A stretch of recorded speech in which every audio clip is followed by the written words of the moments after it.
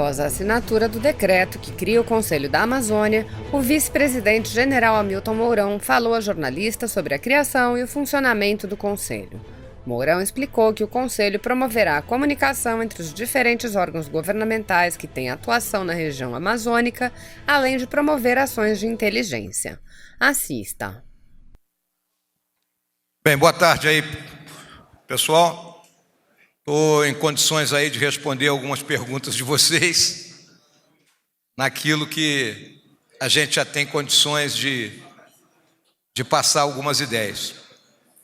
Será realizada, a partir desse momento, a entrevista coletiva do vice-presidente com a imprensa credenciada junto ao Palácio do Planalto, para a qual estão inscritos 4 profissionais. Uma pergunta por profissional, sem réplicas, para atendermos a todos no tempo previsto.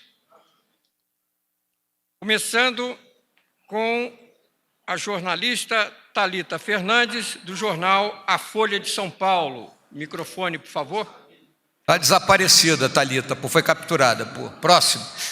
Próxima, segue-se a jornalista Délis Ortiz Redes, da Rede Globo.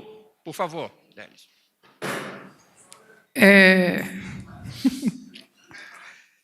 O senhor está inaugurando esse conselho, que é uma resposta à ameaça dos investidores, não foi coincidência, que deixariam de investir no Brasil se não mudasse essa política do meio ambiente. Foi por causa da política ambiental que se criou o Conselho, e eu já pergunto, quais são as medidas para este e para os outros problemas deste ano? Eu aponto, em primeiro lugar, os números do DETER/INPE. Obrigado, Délis. Vamos colocar o seguinte, o Conselho da Amazônia ele está muito além da mera questão do meio ambiente, né? Nós temos 3 ações gerais, né? A ação de proteção, que é uma ação que está muito ligada ao Ministério da Justiça, ao Ministério da Defesa, ao Ministério de Relações Exteriores, né? As próprias polícias militares, né? Dos diferentes estados que integram a Amazônia Legal. Aí temos a ação de preservação. E aí, na preservação, nós temos um papel preponderante do Ministério do Meio Ambiente, mas também do Ministério da Agricultura, do Ministério da Infraestrutura, do Ministério do Desenvolvimento Regional. Eu estou citando tudo isso para que vocês entendam que é multidisciplinar, é um tema transversal, e aí temos a questão do desenvolvimento, que abrange o governo como um todo. Então, na realidade, o que foi observado pelo governo é que existem várias políticas públicas dos mais diferentes ministérios que atuam praticamente independentes, sem haver uma integração das mesmas. E, com isso, leva desperdício de recurso e leva também uma perda da eficácia nas ações. Então, a criação do Conselho é para que a gente consiga ter um comando, um controle dessas atividades, que haja comunicação entre os diferentes órgãos governamentais, todos falando a mesma linguagem, que nós tenhamos uma inteligência direcionada para o que acontece na região amazônica, de modo que a gente possa agir a tempo e a hora, como você mencionou a questão do DETER, e informação, como nós estamos agora aqui conversando, porque nós também avaliamos que ano passado nós perdemos a guerra da informação. Então, isso é a realidade do Conselho. Esse Conselho foi criado a primeira vez em 1995, no governo do presidente Fernando Henrique, não avançou, então agora compete a mim fazer com que isso funcione. Segue-se a pergunta do jornalista Daniel Saforte, do jornal O Globo.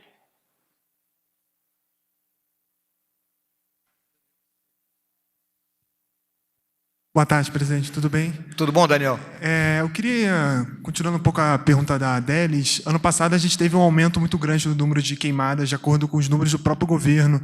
Queria saber o que o Conselho vai fazer em relação a isso e se foi uma questão só de informação, que o senhor disse agora que o governo perdeu a guerra da informação. Mas se foi só uma questão de informação ou se faltou medidas concretas para conter as queimadas e os desmatamentos. Na realidade, se a gente for discutir os números, né, os números do ano passado, eles ficaram abaixo da média histórica, né? A média histórica ela teve seu pico ali na primeira década, né, desse nosso século. A partir daí houve uma intensificação das ações de fiscalização, né, e de repressão, vamos colocar assim. Isso durou até 2013, e aí quando o país começa a entrar em crise, o que acontece? Diminui os recursos. Essas operações são operações custosas, porque envolve deslocamento de pessoas para grande distância, para áreas isoladas, então elas custam, né, um pouco mais do que uma mera operação quando realizada, né, em área urbana ou em áreas onde o acesso é mais simples. Aí tivemos um período, digamos assim, mais ou menos contido e entrou numa escalada, né, a partir do ano de 2018, atingindo um pico ano passado, né. Existe, né, o desmatamento legal e o desmatamento ilegal. Dentro da nossa legislação ambiental, qualquer propriedade na Amazônia, 20% você pode explorar, 80% você tem que preservar. Terras indígenas não podem ser exploradas, o presidente agora é que manda um projeto de lei, né, para tentar regulamentar aquilo que a nossa Constituição previu lá no ano de 88, e as áreas de preservação ambiental, como o próprio nome está dizendo, também não podem ser exploradas nem invadidas. Nós sabemos onde está o problema, né?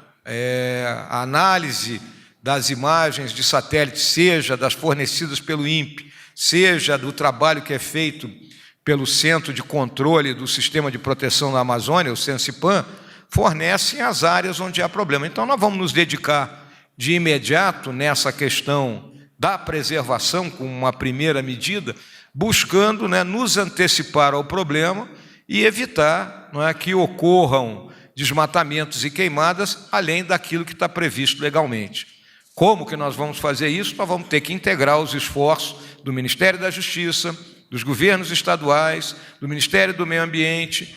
Provavelmente teremos que solicitar o apoio das Forças Armadas, de modo que a gente tenha a capacidade de gerenciar uma possível crise que possa ocorrer, ainda fruto, não é, do que ocorreu ano passado. A gente sabe que áreas que já foram derrubadas ano passado podem ser queimadas esse ano. Tá bem? Concluindo a nossa entrevista, teremos a pergunta da jornalista Cláudia Gianni, do Correio Brasiliense.